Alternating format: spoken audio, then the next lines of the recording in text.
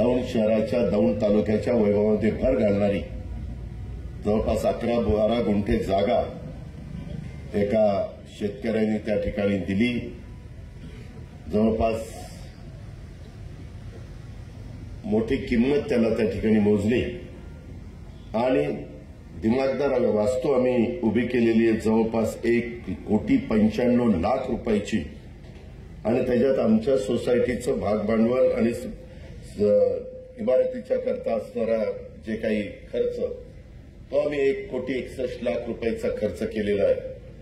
33,57,000 रुपये आम्ही बँकेकडनं 4% व्याजाने कर्ज घेतलेलं आहे आणि अशा पद्धतीने ही वास्तू त्याचं उद्घाटन करायचंय। सुदैवानं या वास्तूच्या दौंड विकास सोसायटीचे चेअरमन पण तुम्हाला माहिती आहे पंच कमिटी 14ची असते, 2 भगिनी त्याच्यात संचालिका असतात, परंतु दोघींना पण वैशाली जगदाळेंना अलकाताई काटेंना चेअरमन व्हाईस चेअरमन त्या ठिकाणी केलेलं आहे आणि बाकीची पुरुष मंडळी सगळी सदस्य म्हणून तिथं काम करतात। उत्तम सोसायटी चाललेली 1193 सभासद आहेत, 1,37,00,000 रुपये भागभांडवल त्या ठिकाणी आहे आणि या सगळ्यातनं ही वास्तू उभी राहिली त्याचं आपण उद्घाटन करावं। 30/6/2024 अखेर बँक पातळीवर सतत वसुली देणारी संस्था म्हणून या आपल्या संस्थेचा नावलौकिक आहे। 100% बँक पातळीवर ही वसूल देणारी संस्था आहे। बँकेचं उत्कृष्ट कामकाजाबद्दल प्रथम पारितोषिक यांना मिळालेलं आहे आणि संस्था पातळीवर जवळपास 78% वसुली आहे। संस्थेचा गतवर्षी नफा जवळपास थोडा कमी 40 लाख रुपये होता आणि चालू वर्षीचा नफा त्याच्यामध्ये इमारत बांधकाम केलेलं असल्यामुळे 7 लाखावर त्या ठिकाणी आलेला आहे। धान्य विभाग पण चांगल्या पद्धतीनं 3 लाखाचा नफा मिळवून देतो।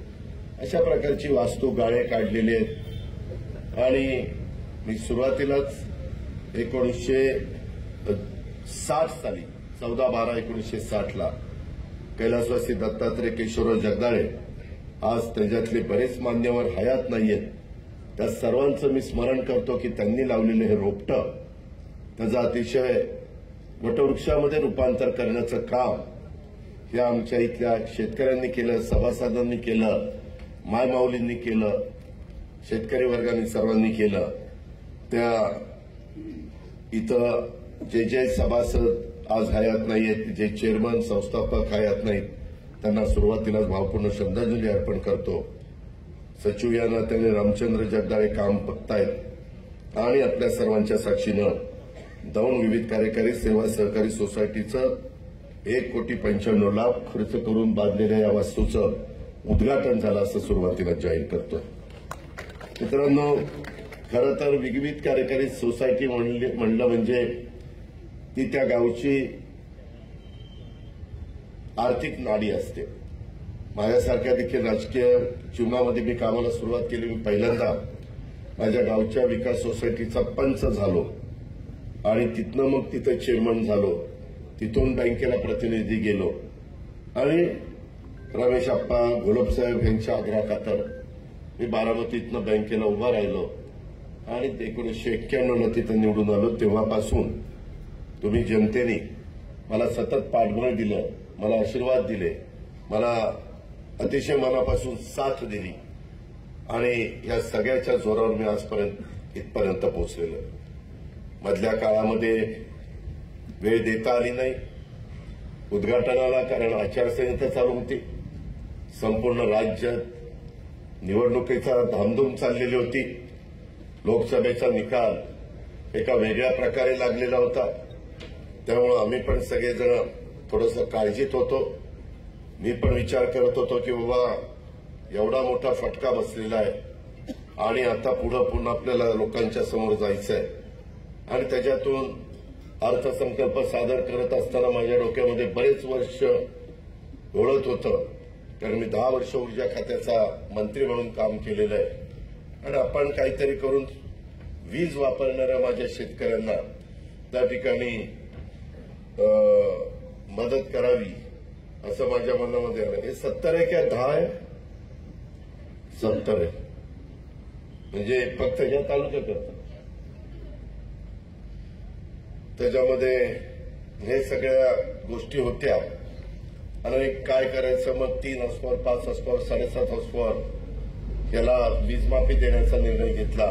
मागे 2003 साली घेतला होता, सुशीलकुमार शिंदे मुख्यमंत्री होते तेव्हा. आणि तो घेत असताना आम्ही पण सरकारमध्ये होतो, परंतु आम्ही त्याचं ज्युनियर होतो. बाकीची मान्यवर तिथं सिनियर म्हणून पदमसिंह पाटील, विजयसिंह मोहिते पाटील, भुजबळ साहेब, त्याच्यामध्ये मधुकरराव पिचड, हे असे सगळे मान्यवर तिथं सिनियर नेते म्हणून काम करायचे आणि काँग्रेसचे इतर नेते मंडळी काम करायचे. निवडणुका झाल्या आणि त्याच्यानंतर पहिलं बिल आम्ही 0चं दिलं, पण निवडणुका झाल्यानंतर पुन्हा बिल द्यायला सुरुवात केली. निवडणुकीवर लोक तर जोड्यानेच मारतील. ते म्हणले नाही ते आपल्याला आता परवडत नाही, म्हणले देऊन टाकायचं बिल, आणि बिलाला पुन्हा सुरुवात झाली. आज मात्र मी कुठल्याही परिस्थितीमध्ये लेक लाडकी म्हणजे लाडकी बहीण योजना, ज्याच्यामुळं मी म्हणणारे घरी बसवण्याचं काम झालं, त्या योजनेनी एवढा आम्हाला मायमाऊलींनी साथ दिली, बहिणींनी साथ दिली की राज्याच्या इतिहासात राज्याची निर्मिती झाल्यानंतर एखाद्या युतीला किंवा एखाद्या पक्षाला एकत्र येणाऱ्यांना इतक्या मोठ्या प्रमाणात जागा मिळाल्या नव्हत्या. इतक्या जागा मिळाल्या. आम्ही 288 पैकी 237 लोक निवडून आलोय. कशाला म्हणतात 237? त्याच्यामुळे मी कधीतरी म्हटलं की आता व्यवस्थित कारभार होईल. अधिकाऱ्यांनाही कळलं की आता ही 5 वर्ष हलत नाही. जे इकडं तिकडं घडी तिकडं करणाऱ्यांनाही कळलं आता ही 5 वर्ष हलत नाही. त्याच्यामुळं आम्हाला आता स्थिर सरकार करायचं, चांगलं काम करायचंय. देवेंद्रजी कामाला लागलेले, मी कामाला लागलेलं. मी कामाला लागतो म्हणजे मी सकाळी 6 वाजल्यापासून कामाला लागतो. मला आवड आहे. मला आळस प्रकार माझ्या शब्दकोशामध्ये नाहीये. आणि जनतेची कामं करायची, जनतेचे महत्वाचे प्रश्न सोडवायचे. आता तुम्ही बसलाय, हा इथला रस्ता देखील 4 लेन आपण मंजूर केलेला आहे आणि तो रस्ता बोरावके नगर दौंड कुरकुम रस्ता म्हणजे दौंड कुरकुम रस्ता बोरावके नगर ते लिंगाळी ते खोरवडी हा दौंडला बायपास रस्ता जो आहे तिथपर्यंत रस्ता 4 लेन होणार आहे. तिथनं तर पुढे 4 लेन आहे. मित्रांनो, तुम्ही पण बघताय अनेक ठिकाणी खूप जण म्हणतात आम्हाला बारामतीसारखं करायचंय, पण मी बऱ्याचदा सांगतो नुसतं भाषण करून चालत नाही, बारामतीसारखं होत नाही. आता हे 4 लेन होत असताना लिंगाळी गावामध्ये काँक्रीटचा रस्ता 4 लेन होऊच शकत नाही. मी बऱ्याचदा अधिकाऱ्यांना सांगितलं, बाबा पुढची 50 वर्ष डोळ्यासमोर ठेवा, असं करू नका. ते म्हणलं नाही दादा, हे होऊच शकत नाही. मग शेवटी नाईलाजास्तव लिंगाळी गावामध्ये आम्हाला काँक्रीटचा 10 मीटर जागा व्हावी, 10 मीटर.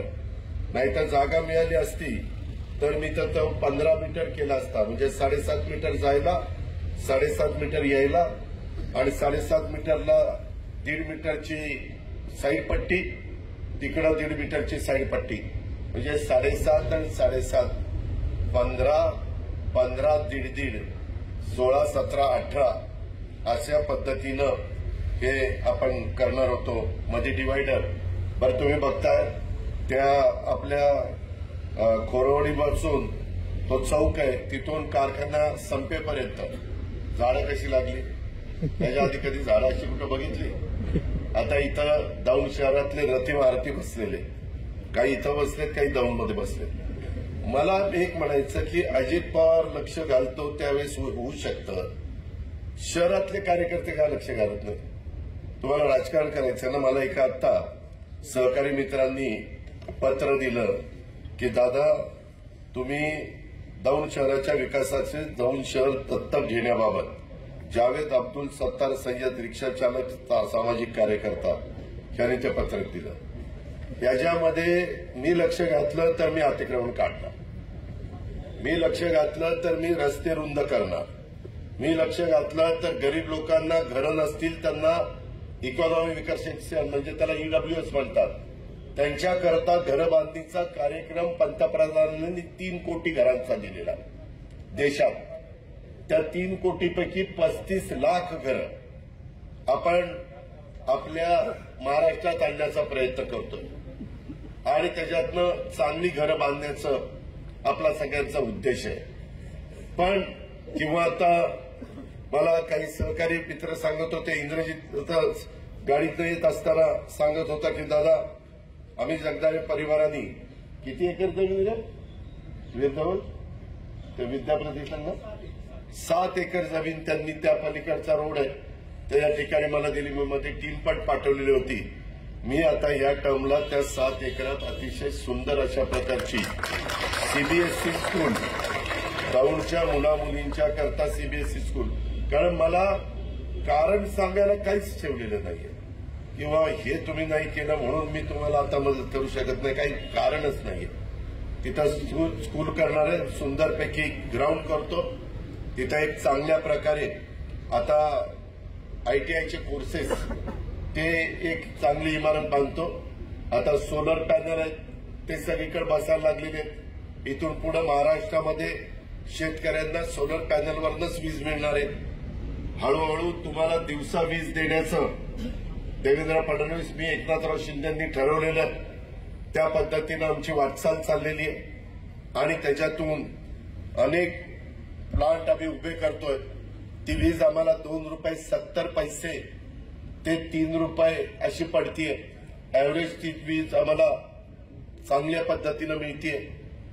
केंद्र सरकारची पण पंतप्रधानांचं गृहमंत्र्यांचं अनेक कामामध्ये आम्हाला सहकार्य मिळत आहे. अशा या सगळ्या गोष्टीचा उपयोग शाहू फुले आंबेडकरांच्या महाराष्ट्रात कसा करता येईल हा आमचा प्रयत्न चाललाय. परंतु मला कधी कधी एका गोष्टीचं वाईट वाटतं. मी ज्यावेळेस दौंड पासून इकडनं असा माझ्या सिद्धटेकपर्यंत 4 लेन मला करायचा होता, परंतु 4 लेनला मला जागा मिळेना. मग 10 मीटरचा रस्ता मी करायचा ठरवला कॉन्क्रीटचा. तो पुढं तसाच कर्जतपर्यंत आता काम चाललेलं आहे. त्यात आपला तिथपर्यंत पोहोचला, तिथून कर्जत पुढं असाच तो आपण करतोय. ते काम जोरात चाललेलं आहे. तो 10 मीटरचाच आता आपल्याला करावा लागतोय. पण इतका फेसोफेस 10 मीटरचा झाला, इकडचा शेतकरी सैरपट्टी टाकायला पण जागा देणार आणि हाही शेतकरी देणार. वास्तविक त्या रस्त्यांमुळं तुमच्या जमिनीची किंमत आता इथंच 4 लेन झाल्यावर ह्या दोन्ही बाजूच्या शेतीची किंमत एवढी वाढणार आहे की तो शेतकरी विचारच करू शकत नाही. एवढी किंमत वाढणार आहे. त्याच्यामुळे जास्त जागा लागते त्यावेळेस आम्ही जमीन घेऊ ना. तुम्हाला आठवत असेल आपला कुरकुम म्हणजे असाच येतो नगरवरून दौंडवरून कुरकुम बारामतीला जाणारा रस्ता हा किती वर्ष चाललाय. मी तर तिथनं खिंडीतनं उतरताना नेहमी त्या अधिकाऱ्यांना फोन करून झापायचं. म्हणलं काय चाललंय बाबा, किती दिवस आपल्याला त्या रस्त्याचा अजून पण थोडासा कुरकुमच्या त्या एमआयडीसीच्या जवळ राहिलेला आहे. रस्ते तुम्ही सगळ्यांनी राजकारणाच्या ठिकाणी राजकारण करा, मला काही त्याचं म्हणायचं नाही. शेवटी जनता ज्याला निवडून द्यायचं त्यालाच निवडून देत असते कुणी किती प्रयत्न केला तरी. आणि त्याच्यामुळं निवडणुका झाल्यानंतर मी हे सगळं डोक्यातनं काढत असतो. मी कालच गोळगंगा सहकारी दिगंबर तो होता ना, दिगंबर बाबासाहेब पाटील सहकार मंत्री, त्याच्यामध्ये साखर आयुक्त सहकार आयुक्त चेअरमनलाही बोलवलं होतं. काही दादा फराटे, मला वाटतं हा होता सुधीर फराटे, अशा बरेच जण होते, रवी बापू काळे वगैरे. त्याच्यात म्हणलं आता आपण घोडगंगा चालू करू, वेड्यासारखं नका करू. अजित पवारनी बंद पाडलं, मला नाही बंद पाडलं, धंदे बंद करा. आम्ही काय कुठले कारखाने बंद करायला जन्माला नाही आलेलो.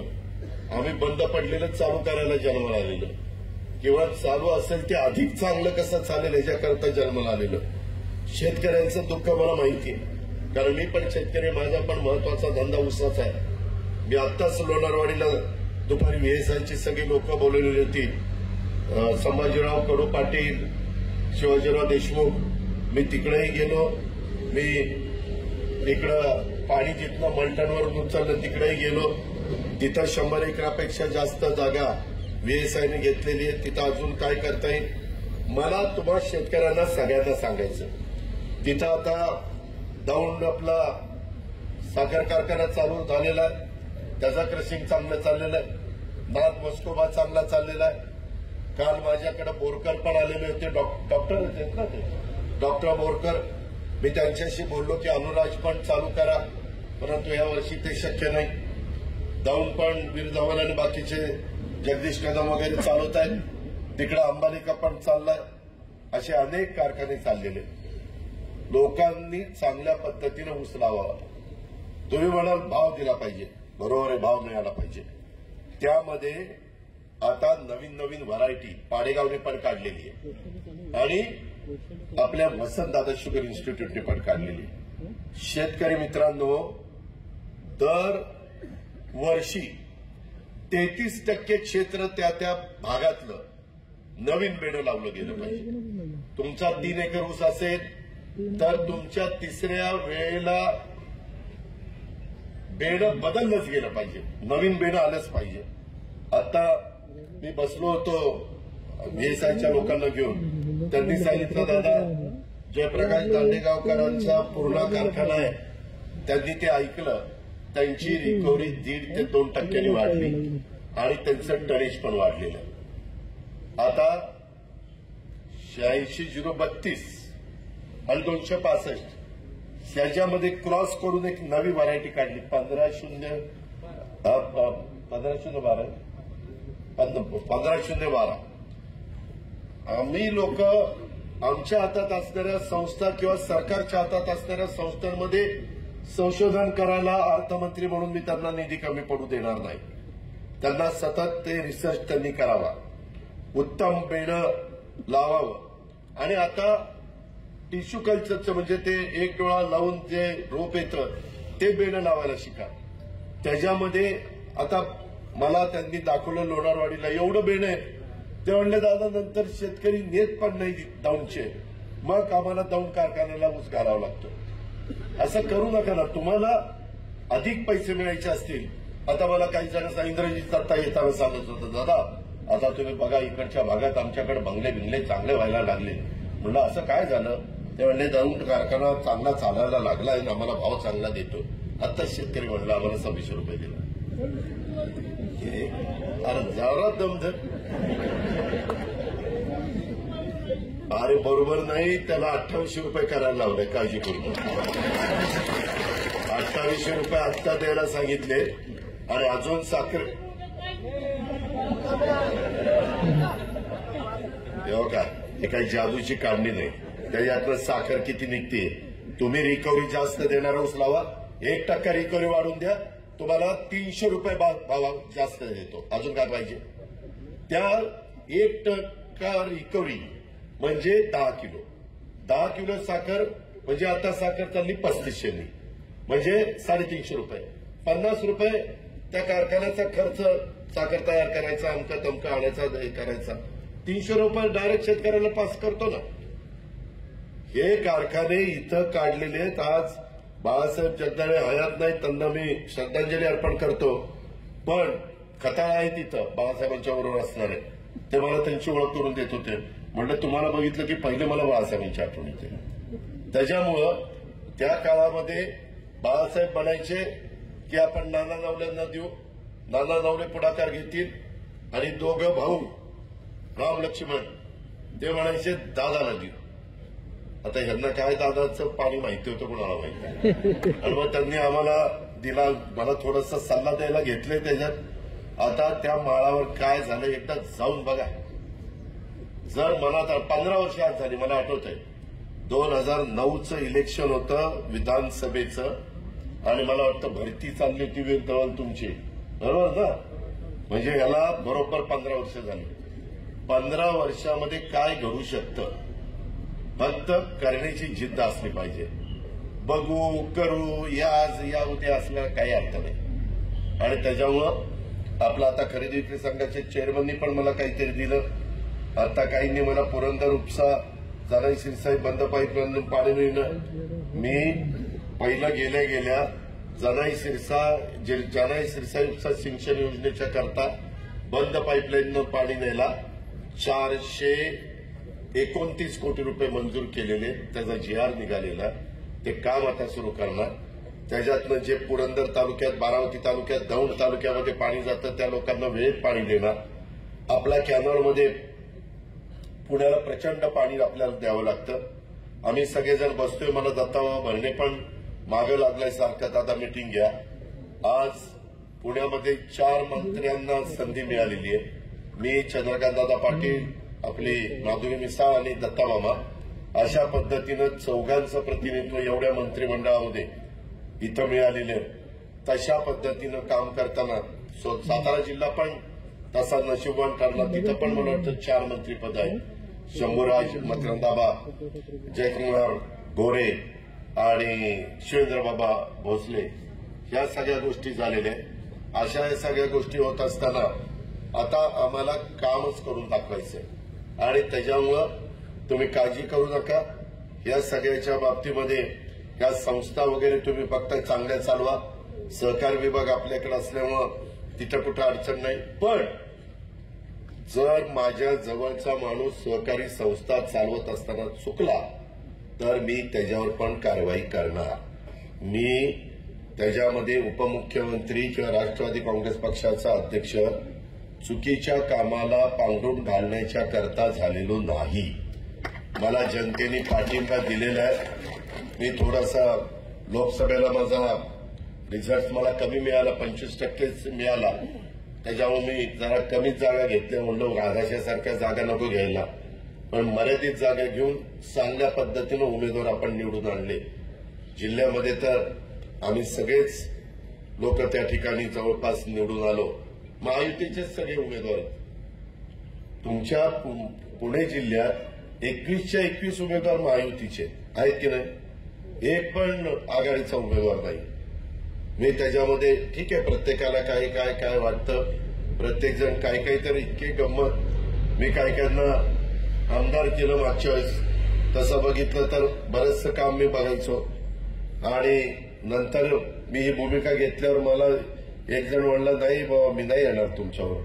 अरे म्हणलं, तू तर पहिल्यापासून माझ्याबरोबर, जिथं दादा तिथं मी, आणि तू माझी भावकी आणि असं का करतोय?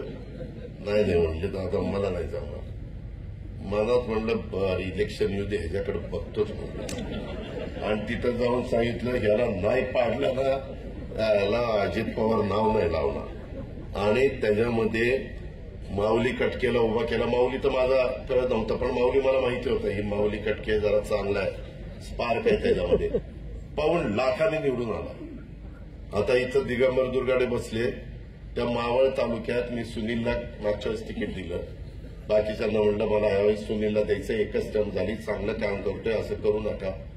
सगळ्यांनी मिळून सगळ्यांनी त्या बापू भेगडेला उभं केलं. मी त्याला बापूला म्हणतो, अरे बापू नको, हे तुझं काम नाहीये, तू कारखान्याचा व्हाईस चेअरमन आहे, तिथं बघ बाबा. दादा आता सगळे माझ्या मागे उभे आहेत, मी निवडून येणार. लाखांनी पडला. किती? 1 लाखांनी. माझ्या भागात आमचा लोकसभेचा उमेदवार 48,000 पडला. मी माझ्या भावाला निरोप पाठवतो, नको माझ्या विरोधात तुझ्या पोराला उभं करू. अरे नाही, बारामती साहेबाच्या मागं आहे. म्हणलं आहे, मी कुठं नाही म्हणतोय, पण साहेबाचा नंबर झाल्यावर बारामती दादाच्या मागे आहे. पण मला लाखाच्या पेक्षा जास्त मतांनी निवडून दिलं. मी आपल्या गप बसलो. सगळं खानदान माझ्या विरोधात प्रचार करत होतो. इथली पण आमची भावकी, अरे आप्पासाहेब असं नको करू, आप्पासाहेब असं नको करू. दादा जमणार नाही. अरे आप्पासाहेब नको रे बाबा, आपण सगळे साधारण पुढं मागच्या वयाचे आहेत, जरा चांगलं करू. बघा, एकदा संधीत आली आणि ती दवडली तर 5 वर्ष गप्प बसावं लागतं. आता 5च वर्षांना निवडणूक आहे, गाता येत लगेच.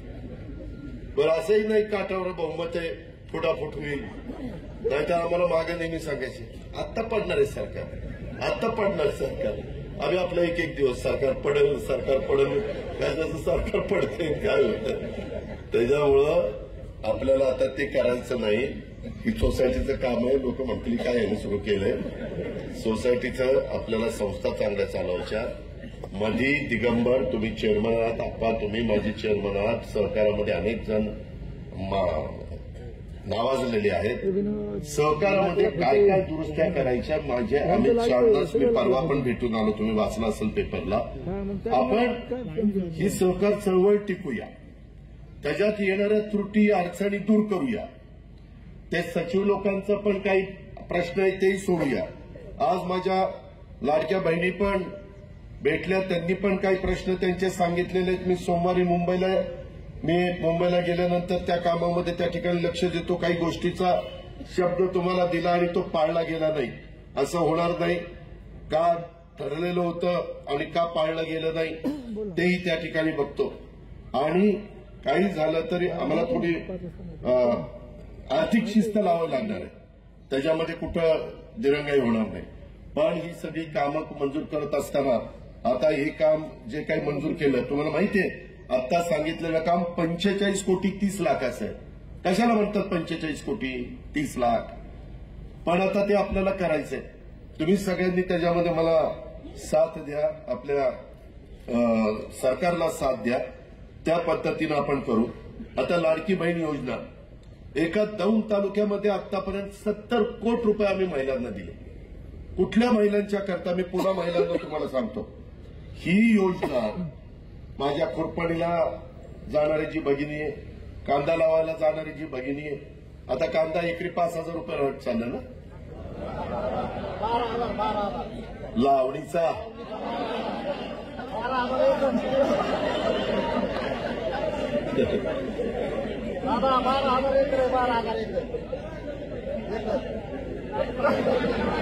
तर काय शेवटी आपल्या शेतमजुरांना मिळतं, मिळू दे. तर तिथं जाणारी, माझे धुणभांडी करणारी, माझे झाडू पोतना करणारी, आमच्या काही महिला वेगवेगळ्या 4-5 घरामध्ये नवरा बायको कामाला असले तर स्वयंपाक, ह्याचा स्वयंपाक कर, पुढे तर जाऊन त्याचा स्वयंपाक, असे 5-6 घरं करते. अशा ज्या गरीब महिला आहेत, ज्या माझ्या झोपडपट्टीमध्ये राहत आहेत, ज्यांना आज देखील अतिशय कठीण जीवन जगावं लागतंय, अशा गरीब ज्यांचं उत्पन्न 2,50,000 रुपये वर्षाला त्याच्या आत आहे, म्हणजे 20,000 रुपये महिन्याच्या आत ज्यांना उत्पन्न आहे, त्यांच्याकरता ही योजना आहे. परंतु मधल्या काळामध्ये इलेक्शन होतं, वेळ नव्हता, सगळ्यांना तिथं काय ते तुमचं डीबीटी म्हणजे तुमच्या अकाउंटलाच पैसे येतात ना, डीबीटी केलेलं होतं आणि त्या पद्धतीनं आम्ही ते देत गेलो. त्यामध्ये मी तालुक्याचं नाव सांगत नाही, आता तालुक्यात मी जनसन्मान यात्रा काढली होती, तुम्हाला आठवतंय. आता माझ्या बहिणी बरेच गुलाबी घालून आलेले आहेत, गुलाबी रंगाला आम्ही जरा थोडंसं हे केलेलं होतं, लोकांच्या पुढे आणलेलं होतं आणि त्या पद्धतीनं सांगत होतो. त्यावेळेस महिला गावोगावी मला ओवाळायच्या, ते थांबवायच्या मला माझ्या उमेदवाराला. आणि मी विचारलं, दादा लाडक्या बहिणीचे पैसे आले? कारण पहिले पैसे दिले भाऊ रक्षाबंधनला, जुलै ऑगस्टचे पैसे दिले रक्षाबंधनला, सप्टेंबरचे पैसे असे सप्टेंबरला दिले, ऑक्टोबर नोव्हेंबरचे पैसे नोव्हेंबरला आचारसंहिता येणार म्हणून ते बरोबर ऑक्टोबर नोव्हेंबरचे पैसे ऑक्टोबरला दिले, ते बरोबर दिवाळीच्या तोंडावर तुम्हाला मिळाले. त्यामुळे तुम्हाला कधी नवऱ्याने पैसे दिले तरच काही घेता यायचं. आता तुमच्या पैशाचं तुमचं तुम्ही साडी चोळी काय जे घ्यायला पाहिजे ते तुम्ही घेऊ शकत होता, पैसे तुम्हाला आले होते. तेव्हा काही काही महिला म्हणायच्या, दादा फार चांगलं झालं. म्हणलं का? नाही, आता नवरा म्हणतोय, हे मला पण एखादा शर्ट पीस आणला तर मी म्हणायचे नाही, आधी आता माझं उद्या मोतीच झालं काय. म्हणजे इतकं त्यांच्या चेहऱ्यावर आनंद पाहायला मिळत होता आणि आम्हाला तेच पाहिजे होतं. आणि हे सगळं करत असताना इथपर्यंत टप्पा आपण गाठलेला आहे. आता हे जे काही सांगतात ना बंद करणार, मी राज्याचा अर्थमंत्री म्हणून सांगतो, देवेंद्र, मी एकनाथराव शिंदे अजिबात ही योजना बंद करणार नाही.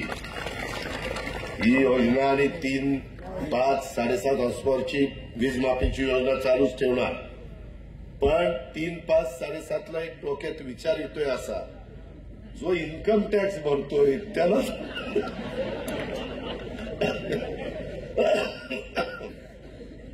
इन्कम टॅक्स भरत असताना पुन्हा फुकट द्यायचं म्हणजे लयच भारी पडतंय. त्याच्यावर ते जरा अजून मला द्यायचंय ते गरजूला द्यायचंय, गरीबाला द्यायचंय, ज्याला खरोखरीच गरज आहे त्याला द्यायचंय. ह्या पद्धतीनं आपल्याला पुढे जायचंय. त्याच्यामुळं हे मध्ये मध्ये म्हणतात ना, काय आमचे विरोधक फार आमच्यावर प्रेम होतो चाललंय त्यांचं, हे आता बंद करणार, हे आता असं करणार, का पैसे देत नाही, कधी पैसे देणार आहे, काळजी करू नका. त्यांच्या अकाउंटला पैसे देणारे. पहिल्या तर योजना आणली तेव्हा यांनीच माझी चेष्टा केली. काय दिले तर 1,500 रुपये. 1,500 काय होते, 1,500 काय होते ते कळलं सगळ्याला. चांगल्या योजना आल्यानंतर समाज कसा उभा राहतो हे चांगलं कळलं. कधी देशाच्या राज्याच्या इतिहासात 237 आघाडी नव्हतं कधीच. चव्हाण साहेबांच्या काळात नाही, वसंतदादांच्या नाही, पवार साहेबांच्या काळात नाही, मनोहर जोशींच्या काळात नाही, मुंडे साहेबांच्या काळात नाही, कुणाच्याच काळात नाही. शंकरराव चव्हाण खूप जणांची नावं घेता येते. एवढा भरभक्कम पाठिंबा आलेला, त्याला कुठेही आता दृष्ट लागू देऊ नका.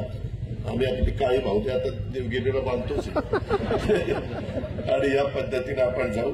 मला पण कुणाबद्दल ठेवायचं नाही. आपासाहेब काळजी करू नका, कुठं बसलं माझ्या मनात काय भावकी भावकी भावकी. शेवटी काय असेल ती भावकी एकमेकाला साथ देत असते. त्याच्यामुळं तिथं काही काळजी नाही. बादशाह तू पण काही काळजी करू. फक्त आपल्याकडनं कुणी चूक होत देऊ नका. रुलिंग पार्टीकडनं पण नको आणि ह्याच्यातनं. आणि विकास कामात कुणी आडकाठी आणू नका. तुम्ही जिल्ह्यामध्ये मला कुणी भेटा, जिल्ह्यातल्या 13 तालुक्यातलं, किंवा अजित पवार इथं अन्याय होतं राव, तुमची सत्ता आहे आणि तुमची लोक इथं आता अधिकारी पण डुडी म्हणून कलेक्टर आणले, फार चांगला कलेक्टर आहे. त्यांना सांगितलेलं आहे माझ्या जिल्ह्यातले प्राथमिक आरोग्य केंद्र नंबर 1 झाले पाहिजे. ओपीडी माझ्या गरीब महिलांना, माझ्या गरीब पुरुषांना तिथं मस्तपैकी ट्रीटमेंट मिळाली पाहिजे. तुम्ही आज मी सांगतो, कारण तसं बघितलं तर उपमुख्यमंत्री झाल्यानंतर 2 तालुक्यात माझा पहिल्याचा कार्यक्रम आहे. पण तुम्हाला आज सांगतो, आपल्या जिल्ह्यातल्या ओपीडी प्राथमिक आरोग्य केंद्र आणि तुमच्या जिल्हा परिषदेच्या शाळा, प्रायमरी स्कूल वगैरे आहेत ना, त्या आता इतक्याच चांगल्या करायचा निर्णय घेतला आहे की तुम्हालाही वाटेल की नाही हे खरंच बोलतंय तसं करतंय. अशा पद्धतीनं सीओ म्हणजे मुख्य कार्यकारी अधिकारी गजानन पाटील माझ्याकडे मला 15-1 वर्ष झाले, त्याला आणलेला, त्यालाही सांगितलं भेदभाव करायचा नाही. गावाला दिलेल्या पैशाचं काम चांगलं दर्जेदार झालं पाहिजे, क्वालिटीचं काम झालं पाहिजे आणि खरोखरीच लोकांना समाधान वाटलं पाहिजे. अशा पद्धतीनं त्यालाही जबाबदारी दिलेली आहे. कलेक्टरला सांगितले आता एसपीचंही प्रमोशन होतं, एसपी पण चांगला आणतो, कडक एसपी आणतो. आज 5 दारू धंदे बिंदे तुम्ही सगळे पोलीस उभे आहेत, तुम्हाला बाकी सगळी घरं, सगळे काही इन्फ्रास्ट्रक्चर, गाड्या घोड्या. आता सीपीचं कार्यालयाचं काम सुरू केलंय पुण्याचं, पिंपरी चिंचवडचं सीपी कार्यालयाचं काम सुरू केलंय, पुण्याचं केलंय, एसपी कार्यालयाचं काम सुरू केलंय, अनेक कामं सुरू आहेत. ही सगळी कामं आपण चांगल्या पद्धतीने करणार आहे. पण पोलिसांचा आधारयुक्त दबदबा असला पाहिजे. आया बहिणींच्यावर आणि मुलींच्यावर कुठंही काही वेडेवाकडे प्रकार होता कामा नये. त्याच्यामध्ये कुणी काही चूक केली त्या नराधावाला अशी काय शिक्षा झाली पाहिजे की परत त्याला 7 जन्म आठवले पाहिजे. आणि त्याच्यात राजकीय हस्तक्षेप अजिबात होऊन देणार नाही. मी चंद्रकांत दादांशी पण बोललोय, मी एकनाथराव शिंदेशी पण बोललोय, देवेंद्रजींशी पण बोललोय. आपण कुणी त्याच्यात राजकीय हस्तक्षेप, आता हे बीडचं प्रकरण आहे ते आम्ही खूप गंभीरतेने घेतलेलं आहे. याच्यात कुणाचेच लाड आम्ही होऊन देणार नाही. एसआयटी नेमली, त्याच्यामध्ये सीआयडी नेमली, चौकशी चालली आणि न्यायाधीशांच्या मार्फत चौकशी चालली. 3 चौकशा चाललेल्या. त्याच्यात कुणाशापर्यंतही धागेदोरे पोचले तरी त्याला माफी नाही. ही गोष्ट आपण लक्षात घ्या. आपण सगळ्या जाती धर्माची लोक गुण्यागोविंदाने राहू. शिवछत्रपतींनी ती शिकवण आपल्याला दिलेली आहे. त्यामध्ये अजिबात भेदभाव होता कामा नये. आणि आपण पण काम करताना माझ्या दौंडमध्ये पण सगळ्या जाती धर्माची लोक आहेत. माझं दौंड शहर तर मिनी भारतच आहे. सगळे म्हणजे भारतामध्ये जे वर्ग वेगवेगळे राहतात ते सगळे आपलं रेल्वेचं जंक्शन असल्यामुळे तिथं राहतात. तशा पद्धतीनं तिथं झालंय. त्याकरता आपल्याला आणखीन तिथं जागा वगैरे कमी पडतीये. मी त्याच्यामध्ये अजून काही मार्ग कसा काढता येईल तो प्रयत्न त्या ठिकाणी करतो. कारण पलीकडे नदीकडे वाढायला जागा नाही, इकडे वाढायचं म्हणलं तर काळवटीच्या जमिनी आहेत असं सगळे. आणि त्याच्यातून दौंड तर सुधारलं पाहिजे. अशा पद्धतीनं आपण पण त्या ठिकाणी करूया. त्याच्यामध्ये कुरकुम एमआयडीसीमध्ये पण काही कारखानदारी आणण्याचा आम्ही सगळेजण प्रयत्न करतोय. या पद्धतीनं आपलं सगळ्यांचं काम आमचं चालू आहे. आणि सुदैवाने केंद्र सरकार राज्य सरकार एका विचाराचं आहे. उद्याच्या 15 तारखेला देशाचे पंतप्रधान येत आहेत. आमचे 237 महायुतीच्या आमदारांची मिटिंग त्यांनी बोलवलेली आहे मुंबईमध्ये. म्हणजे पहिल्यांदाच असं घडतंय की या पद्धतीनं सगळं चाललेलं आहे. आणि उद्याच्याला स्थानिक स्वराज्य संस्था वगैरे आमचा प्रयत्न आहे. परंतु अजून पण ओबीसीचा प्रश्न तिथं सुटला नाही. आम्ही सुप्रीम कोर्टात भागतोय की मागासवर्गीय, आदिवासी आणि सर्वसाधारण यांच्या पुरुष स्त्रियांची आरक्षणं पडली, परंतु आमच्या ओबीसीचं इतर मागासवर्गीयाचं पडलं नाही. ते आम्हाला दुरुस्त करून द्या. ते आता पुन्हा मी परवा वकिलालय दिल्लीला जाऊन भेटलो. देवेंद्र आणि एकनाथरावांचं पण लक्ष आहे. आणि या पद्धतीनं सीएम साहेबांना आम्ही सगळेजण मिळून तिथं लवकर निवडणुका लावायचा प्रयत्न करतोय. निवडणुका लावत असताना काही ठिकाणी जसं पूर्वी आम्ही महाविकास आघाडी काँग्रेस वेगळं लढायचं, राष्ट्रवादी वेगळं लढायचं, तशा पद्धतीनं होणार आहे. तिथल्या जिल्ह्यांनी ठरवायचंय युती कुणाशी करायची. म्हणजे आम्ही तिघं जण युतीत आहोत ना, भाजप, राष्ट्रवादी आणि शिवसेना. तर तिथं काय करायचं, तिथं त्यांना वेगवेगळं लढायचं असेल त्यांना त्याची मुभा आहे. ते वेगवेगळे लढले, समोरच्यांचा फायदा होणार असेल तर त्यांनी तिथं युती करावी. त्यांना प्रत्येकाला आपापल्या भागाचं राजकारण माहिती आहे, त्या खोलात मी जास्त जात नाही. पण ह्या पद्धतीनं आपण पुढे जाणार आहोत. त्याच्यावर कार्यकर्त्यांनो आपापल्या भागात चांगल्या पद्धतीनं तुम्ही काम करा. वेडं कुठेही तुमच्याकडनं होऊन देऊ नका आणि निर्व्यसनी पद्धतीनं त्या ठिकाणी राहा. हे मला तुम्हाला सगळ्यांना सांगायचंय. हे आज हे जे काही कर्ज दिलेलं आहे यांना 33,57,000 त्याला 4% व्याज आम्ही लावले. पण प्रस्ताव पण दिगंबर दुर्गाड्यांनी नाबार्डला पाठवलाय आणि त्या प्रस्तावाला मान्यता मिळाली तर नाबार्ड दौंड विकास सोसायटीला 3% देणार. म्हणजे 1%च फक्त सोसायटीला 33%वर व्याज भरावं लागणार आहे. इतर सोसायटीचे जे चेअरमन इथं असतील आणि त्यांना या स्कीमचा फायदा घ्यायचा असेल, खूप चांगल्या योजना आहेत बाबांनो. त्याच्यामध्ये त्या योजनेचा फायदा घ्या. आरोग्याच्या करता चांगल्या योजना आहेत, मोफत उपचाराच्या करता चांगल्या योजना आहेत, मुलाबाळांच्या करता आता त्या मुलीला एकुलती एक आता मुलगी झाली त्या माझ्या भगिनीला, तिला 5,000चा चेक आता आपण दिलेला आहे. 18 वर्षाची होईपर्यंत टप्प्याटप्प्याने तिला 1,00,000 रुपये आम्ही देणार आहे. कारण तिला कुठं शिक्षणाच्या करता अडचण येऊ नये. शिक्षण तर गरिबांच्या करता आणि ठराविक वर्गाच्या करता मोफत केलेलंच आहे. ह्या अशा सगळ्या अनेक गोष्टी आपण करतोय, करणार आहोत. तुम्ही सगळ्यांनी मनापासून त्या बाबतीमध्ये साथ द्या आणि या पद्धतीनं आपला दौंड तालुका, दौंड शहर, आपला पुणे जिल्हा, आपलं राज्य हे आपण पुढे नेण्याचं काम करू. मी मगाशी बोलता बोलता राहिलं, आता बंद नाही बोगदा खडकवासल्यामधनं बोगदा निघणार आहे, तो फुरसुंगीला येणार आहे. 3 टीएमसी पाण्याची बचत होणार आहे. त्याचा फायदा डायरेक्ट इनडायरेक्ट इंदापूर तालुका, दौंड तालुका, बारामती तालुक्याला होणार आहे, हवेली तालुक्याला होणार आहे. त्याच्यावर जिथं जिथं जे जे काही करता येईल ते अतिशय व्यवस्थितपणे करण्याच्या करता माझा आणि माझ्या सहकाऱ्यांचा आणि आमचा महायुतीचा प्रयत्न राहणार आहे, त्याबद्दल आपण काळजी करू नका. अजूनही काही ठिकाणी महत्वाच्या पोस्टिंगला चांगले अधिकारी आणणार आहे. आता इथं शेलारच होतं ना, ते शेलार तहसीलदार त्यांनाही काम सांगितलंय. शेलार ही कामं सांगितलेली सार्वजनिक कामं आहेत, ही वेळेमध्ये झाली पाहिजे. ती वेळ झाली तर आपण व्यवस्थितपणे काम करताय असं मला वाटेल. नाहीतर मला वेगळा कुठला निर्णय घ्यावा लागेल. तो निर्णय घेण्याची वेळ अधिकारी वर्गाने पीआय असेल, डीवायएसपी असतील, प्रांत असतील, मामलेदार असतील, बीडीओ असतील, जे कोणी अधिकारी राज्य सरकारचे तिथं काम करत असतात त्यांनी सगळ्यांनी त्या हेतूने तिथं वागलं पाहिजे. अशा पद्धतीनं माझी विनंती आहे. सागरने मला हे पण दिलेले दौंड तालुक्यात कानगाव, हातवळण, कडेठाण, दापोडी, पारगाव या गावांमध्ये नदीजवळच्या गावात बिबट्यांचा जास्त प्रमाणात वावर झालेला आहे, हल्ले करतायत. त्याचं म्हणणं टास्क फोर्स तयार करा आणि ड्रोनद्वारे पाहणी करा.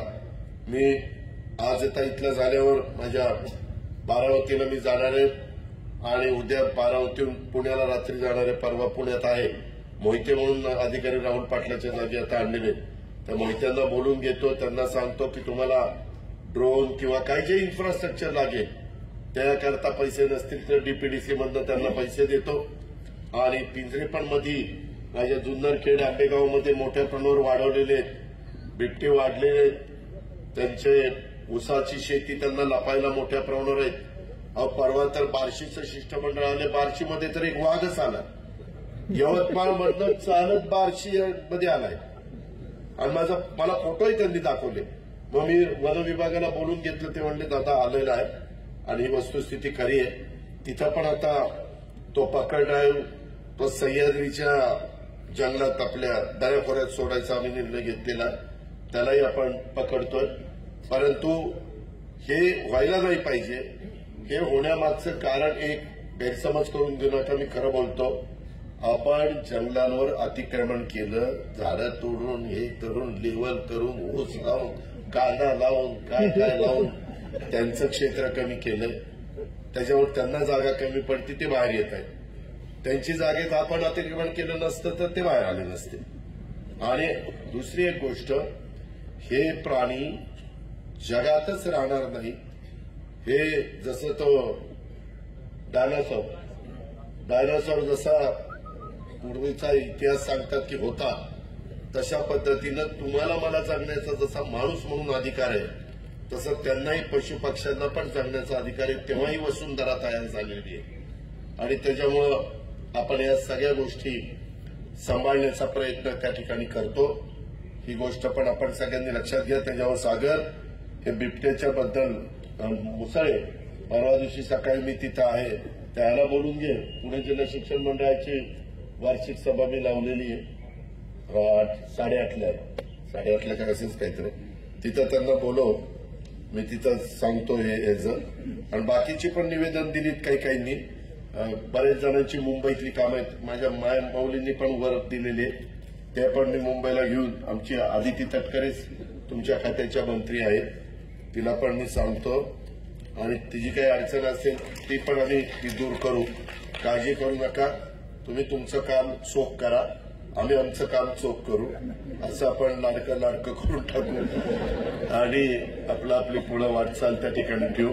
मला विशेषतः आमच्या इथं असणाऱ्या वैशालीताई विठ्ठल जगदाळे, अलकाताई संभाजी काटे आणि त्यांच्या पंच कमिटीचं कौतुक करायचंय, सभासदांचं कौतुक करायचंय. खरोखरीच अतिशय उत्तम अशा प्रकारची इमारत इथं त्या ठिकाणी झालेली आहे. मात्र आता या रोडच्या कामाला सगळ्यांनी सहकार्य करा अशी विनंती मी या रोडच्या दोन्ही बाजूच्या असणाऱ्या शेतकरी वर्गाला या निमित्तानं करतो. आणि इतर पण जे काही महत्वाचे प्रश्न आहेत त्या प्रश्नाला टप्प्याटप्प्याने, काही ताबडतोब सोडवण्याचे असतील ते ताबडतोब सोडू, काही थोडेसे 1-2 वर्षांनी तशा पद्धतीनं करू. मुसळे ते मला तिथं मंदार सिक्शी आणि किरणलाही आता तिथे गेल्यावर बोलून घ्या. ते ह्याचा पण एकदा सर्वे करावा लागेल. त्या 7 एकर जागेचा कुठं ग्राउंड ठेवायचा, कुठं इमारत बांधायची, कशी बांधायची कारण आम्ही बांधणार ते चांगलंच करणार. एक जरी शाळेची इमारत बांधायची, तुम्ही भिगवणच्या माळावर बघितली असेल, Anantrao Pawar English medium school, एकदम देखणी इमारत. नुसती इमारत देखणं नाही करायचं, तिथं मुलांना देखील दर्जेदार शिक्षण द्यायचंय. अशा पद्धतीनं आता जगदाळे बंधूंनी परिवारांनी खूप मोक्याची जागा विना मोबदला आहे ना भाऊ. अरे आपण तर म्हणजे पुन्हा ते आल्या काहीतरी सांग मला इंद्रजित कोणला पुन्हा मोबदला आहे. त्याच्यामध्ये आपलं मागे जसं बोलणं झालं त्या पद्धतीनं ते करा. कारण मी बऱ्याचदा मला खरं तर मी तुम्हाला सांगतो, ज्यावेळेस मी कारखाना सुरू केला ना, म्हणजे मदत करून उभा केला, त्यावेळेस त्या कारखाना आणि ह्याच्या मध्ये जागा घेऊन एक विद्या प्रतिष्ठानचा कॉम्प्लेक्स आम्ही इंदापूरला उभा केलाय, बारामतीला उभा केलाय, सुप्याला पण तुम्हाला माहिती आहे, सुप्याला पण काम चाललंय. तसं खूप चांगला एक इथं उभा करायचा होता, पण नंतर ती जमीनच माडाची निघाली. बघा मध्ये आहे बघा, टॉवर वगैरे गेलेले करोडीच्या कोपऱ्यावर. परत अलीकड पण एक कुणाची तरी तुम्ही दाखवली ती, असंच ते निघालं. करताना ती फॉरेस्टची नकोय, कागदपत्र क्लिअर पाहिजे म्हणून ते राहिलं. नाही तर आतापर्यंत एक चांगली सोय माझ्या खूप दिवस डोक्यात आहे, परंतु या 5 वर्षात मी करूनच दाखवणार आहे. ते मी करून दाखवेन. आणि बाकीच्याही बाबतीतले जे काही तुमचे महत्वाचे प्रश्न आहेत ते पण सोडवण्याच्या करता तुम्हाला सगळ्यांना, तुमचे लोकप्रतिनिधी असतील, तुमचे सगळे सहकारी असतील, सगळ्यांनाच मी त्या ठिकाणी मदत करेन अशा प्रकारचा विश्वास तुम्हाला सगळ्यांना देतो. आज इथं आल्यानंतर इतक्या लोकांनी वेगवेगळ्या प्रकारे माझा सत्कार केला. माझ्या मायमाऊली, माझ्या लाडक्या बहिणी खूप मोठ्या संख्येने तो उपस्थित राहिल्या. मला यावेळेस पुरुष मंडळींनो मला जाणवायचं, मी सभांना जायचो ना, मी इतके वर्ष, आता 35 वर्ष झाली मला राजकीय जीवनात. तुम्हीच पहिल्यांदा मला 91 साली खासदार केलेलं होतं, या तालुक्याने लीड दिलेला होता. त्यावेळेस महिला 10-20च असायच्या, नंतर 33% महिलांना, मला वाटतं 92ला बहुतेक इलेक्शनला पण महिला आरक्षण थोडंसं आणलं, पण महिला यायच्या नाही. त्यावेळेस आमच्या सभेला पुरुषांच्या पेक्षा महिलांची संख्या जास्त असायची. आणि त्याच वेळेस एक मन म्हणायचं, नाही जमणार आहे, यावेळेस जमणार आहे. आपल्याला जरी आपल्या बंधूंनी मुलाला उभं केलं तर आपल्याला बहिणी वाचवणार आहे. आणि त्या पद्धतीनं आम्हाला सगळ्यांना तो अनुभव आला. पण जबाबदारी फार वाढलेली आहे मित्रांनो. अक्षरशः कधी कधी जे विचार करत असतो आम्ही की आता काय कारणच ठेवलं नाही, आता सगळं व्यवस्थितच राज्याचं भलं हे आपल्याला करावं लागणार आहे. रोजगार निर्माण करावं लागणार आहे, कारखानदारी वाढवावी लागणार आहे आणि त्याच्यातून एक आर्थिक सुबत्ता या सगळ्या भागामध्ये आपल्याला आणावी लागणार आहे. ते करण्याच्या करता आम्ही सगळेजण मनापासून कामाला लागलोय. तुम्ही आजपर्यंत जशी साथ दिलेली तशी पुढेही साथ द्या आणि अशाच उत्तम पद्धतीच्या संस्था चालवा. आणि तुमची शेतीवाडी पण आपला अजून 0% आहे का रे पीक कर्ज? पीक कर्ज 0%, त्याच्यात आम्हाला 3 लाखापर्यंत आपण किती त्याचा प्रोपोजल करतो, तर आपण नफ्यातनं अरे मग किती कोटी रुपये आपण घालतो ना, घालतो. मागे काहीतरी 8-10 कोटी रुपये आपल्याला. अशा पद्धतीनं आपण ते करतो का, तर माझ्या शेतकऱ्याला 10 रुपये शेकड्यांनी जाऊन नंदीवाल्याकडनं, माकडवाल्याकडनं पैसे घ्यायला लागू नये. त्याच्या पोटावर मी पायच दिला. 3 लाखापर्यंत कर्ज, बिनव्याजी कर्ज आपण त्या ठिकाणी देतो. हे पण महत्वाचं काम आपल्या जिल्ह्यामध्ये आपण करतो. बाकीच्या जिल्ह्यामध्ये बऱ्याचशा असं काम होत नाही, त्यांच्या बँका चांगल्या चाललेल्या नाहीये. पण आपण सगळ्यांनी मिळून, त्याचा सगळ्यांचंच योगदान आहे, मी कोणाला एकट्या दुकट्याला त्याचं क्रेडिट त्या ठिकाणी देत नाही. पण या पद्धतीनं आपण पुढे चाललोय, ही पण गोष्ट आपण सगळ्यांनी ध्यानात घ्या. अशाच पद्धतीनं तुमच्याही कामावर काही चुकीचं आलं आणि तुम्हाला वाटलं की आपण आजीतला सांगितलं पाहिजे, तर माझी दर आठवड्यातनं एकदा पुण्याला मी थांबणार आहे, दर आठवड्यातनं एकदा बारामतीला पण मी थांबायचा प्रयत्न करणार आहे. बारामती तर तुम्हाला जवळच आहे. आणि तुमचे पण काही असे कार्यक्रम वगैरे असले तर येऊन माझ्या भाषणात मी दिगंबरला म्हणलं की मला जरा बाकीचं सगळं सांगायचं म्हणून मीच बोलतो.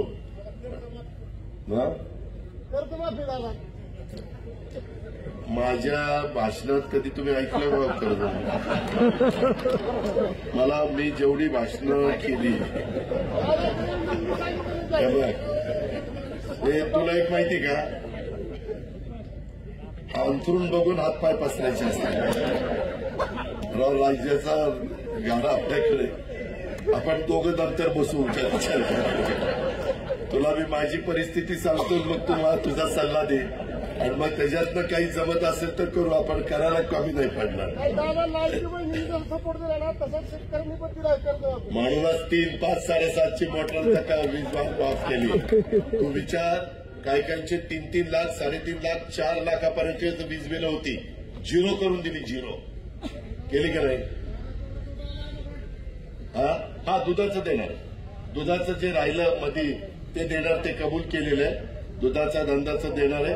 आता गेल्यानंतर मी त्यांना सांगितलं की मी सोमवारी येतोय, त्याच्यात राहिलेलं जे काही अनुदान आहे ते देण्याची व्यवस्था 100% केली जाईल. दुधाचं, लाडक्या बहिणीचं, वीज माफीचं.